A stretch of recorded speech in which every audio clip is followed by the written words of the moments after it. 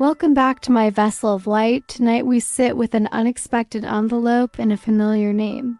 A letter that arrives without explanation and still feels invited. A message that asks for presence before answers and patience before speed. It waited on the doormat like quiet decision, cream paper edges softened by travel and rain, no return address. Her full name handwritten with careful pressure, ink steady like someone who believes in delivery more than drama.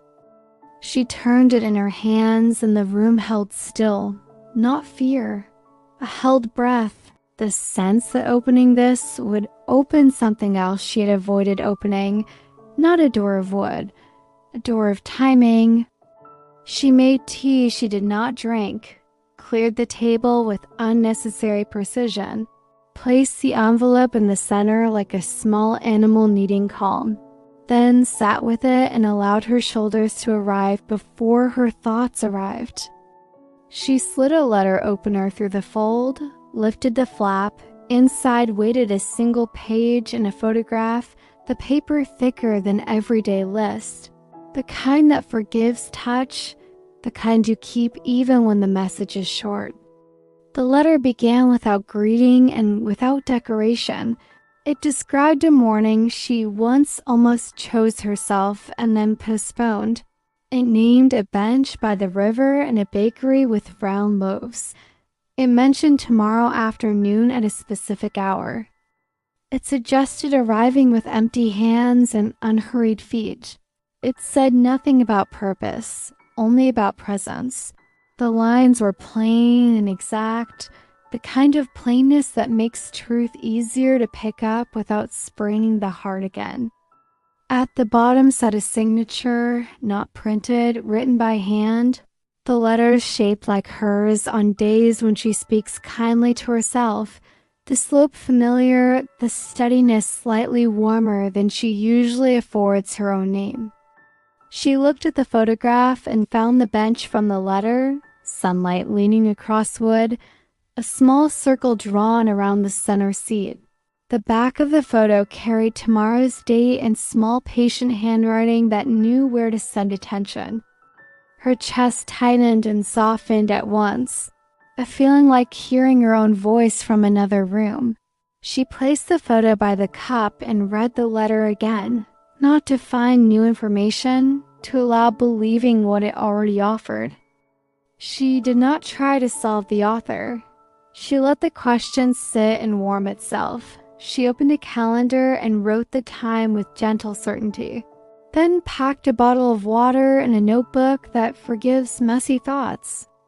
That night she slept like fabric laid flat to dry.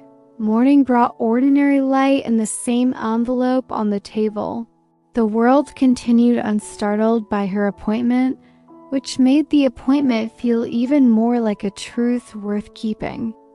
She left earlier than needed to rehearse arriving, past the bakery, and bought a small round loaf that fit her palm like a patient promise.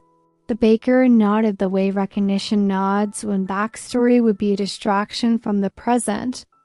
At the park, the bench looked exactly like itself, wood-worn friendly, metal cool with memory. She sat on the circled spot and waited. The river practiced moving, a good reminder that progress is repetition and belonging is rhythm, not performance. She matched the photograph to the scene with her eyes and the angles aligned softly. Then she unfolded the page and read the last lines again. Bring only what you can carry back. Come slow enough to recognize yourself on arrival. A woman approached from the far end and paused a careful distance. Silver strands in her hair caught light the way certain truths do. Her eyes carried winter patience and early spring humor. She sat at the far edge and faced the river. You made it in time, the woman said with a nod that respected silence. Sophia answered with a steadier nod than expected.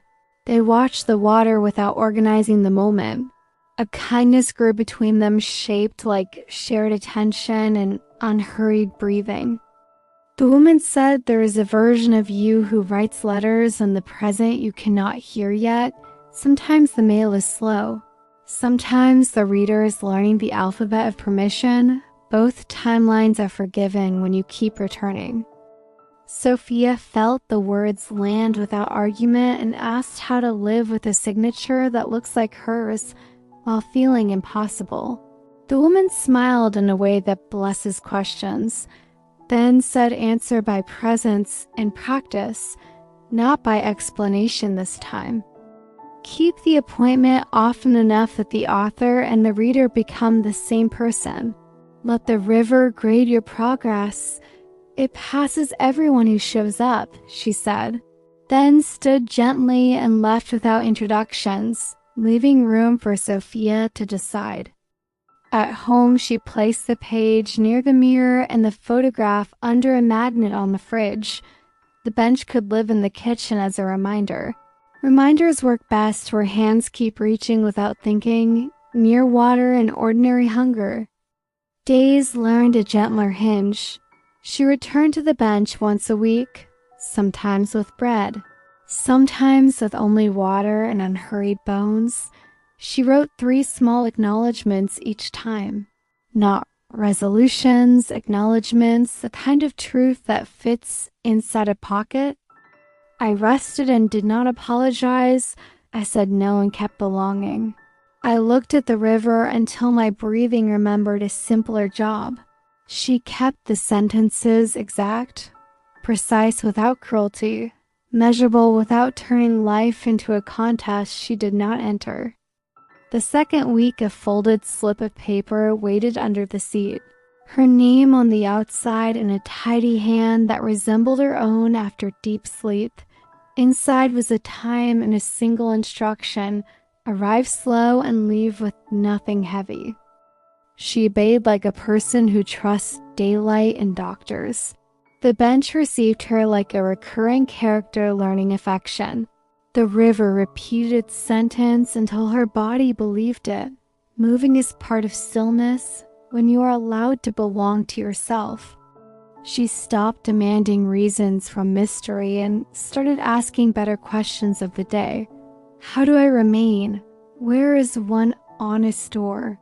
What can I finish kindly? She moved a plant to where morning light loves it and shortened a list until it became breathable. At home, the letter on the dresser breathed like paper does when house is cool.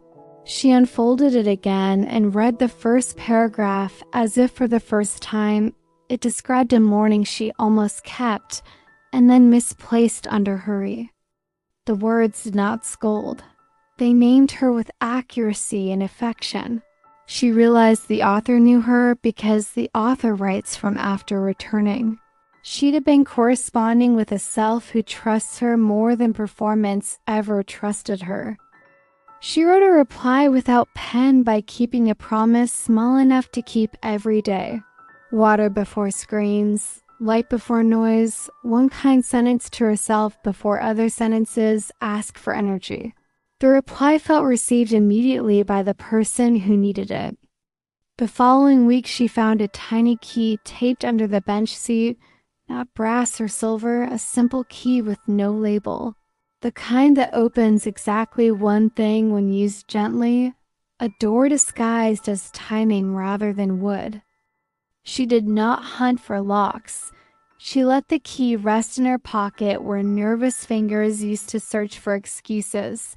This time they found steadiness. Decision metal, the reminder that choosing pace is also choosing truth and choosing the health of attention. At home, the key clicked against the ring of ordinary keys like a bell that knows the hour. She placed it in a dish by the door and wrote a line in her notebook about tiny doors that prepare larger doors to move kindly. The day after that, an old drawer that used to trap mornings no longer resisted. She slid it open and found a stack of pages in her handwriting. Drafts of a life paused mid-sentence. Patience smiled and set the kettle without asking for permission first. She read until the lamp grew generous and the room learned to hold her without demanding performance. The pages did not prescribe. They reminded. The letter on the dresser watched like a teacher who trusts questions more than answers rehearsed for applause. Weeks added themselves softly. Sometimes the envelope under the bench seat held nothing. Sometimes it held air, which is still a gift when you breathe it on purpose. Sometimes it held a line handwritten slowly. Continue exactly this. Do not upgrade what already works. Friends said she felt different and could not name the difference. Lighter yet more anchored, slower yet timely. She said she is practicing keeping appointments with herself and arriving with both hands empty, ready for the work of belonging without theater. She stopped collecting explanations for every no and stopped decorating yes with unnecessary bravery. Tenderness traveled faster when not carrying proof. She learned that letters arrive quicker when the reader stops moving against herself while pretending to move forward bravely. On a sharp-edged day, a call tightened the lungs, and the kitchen lost warmth. She walked to the bench carrying only her feet. The envelope was waiting again and empty, which told the truth clearly. Arrival is the first medicine today. When she stood to leave, she found a second page tucked between the slats. Same paper, same patience. It listed 3 doors to open today. Water, stretch. Forgive a name silently. She obeyed and felt her spine sit taller without needing announcement. She began ending each evening with one line on a small card tucked into the mirror frame. The practice turned attention into architecture. The house learned to support her without collapsing into urgency every time a thought asked for spotlight. The lines were not grand, they were precise. Today, I kept one promise. Today, I rested before I broke. Today, I asked for clarity before speed. Truth travels well when packed into sentences that fit into pockets for easy retrieval. Sophia stood a while under a tree that remembered spring and felt a message arrive without paper. You are allowed to build a life that believes you today. She went home by the long way measuring streets and breaths instead of arguments. She placed the bread on the table beside the envelope and smiled at the ordinary ceremony. At dusk, she brought the letter to the mirror and read it once more. The glass carried witness, not magic. The room held, the lamp held, she held. She added a signature to the bottom of the page, the same letters that startled her weeks ago. This time study from inside, not proof for others. A handshake between today and tomorrow that both hands wanted and both hands kept. She set the envelope near the door with her keys. She did not know whether another letter would arrive. She did know the route now. Bench to river to kitchen to mirror to sleep. A gentle map of returns. If you are listening and an unexplained message finds you, try answering with presence before language. Carry water and patience. Choose one honest door and enter slowly. Sit by your river until your breathing remembers you belong in your own reliable company. Thank you for being here with my vessel of light. If this story kept you company tonight, like the video so the candle travels farther. Subscribe to my vessel of light and leave one word you want to carry both directions with care.